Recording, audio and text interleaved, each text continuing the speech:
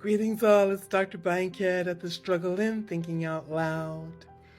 And again, our topic is self-love is the portal to joy. And today I'm going to talk a little bit about self-acceptance, because in order to achieve the ultimate goal of self-love, you're going to have to accept yourself. And before you can decide whether to accept anything, you have to decide what it is that you find to be acceptable. How do you determine what's acceptable for you? This question requires you to think for yourself. No one else can answer that question for you. No one else can determine what you find to be acceptable. What are acceptable motives? What are acceptable intentions? For example, when you observe another person and they're wearing an outfit that you might not have chosen to wear for yourself, when you decide to make a comment about it, what is your motive? What are your intentions? Are these acceptable motives and intentions? Would you want someone to have a motive and intention similar to that with regard to you and what you're choosing to wear? Or how you're choosing to act?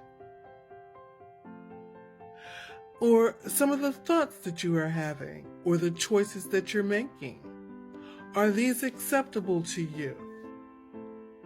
For example, if you choose to talk behind someone's back, is this an acceptable choice for you to make? The person that makes that choice, is that person representing the person that you choose to be? And if it is this behavior that you find acceptable? When you become aware whether your choices or actions line up with what you consider to be acceptable, then you will be able to continue with that behavior. However, if the behavior fails to line up with behavior that you find acceptable, then you may choose to behave differently.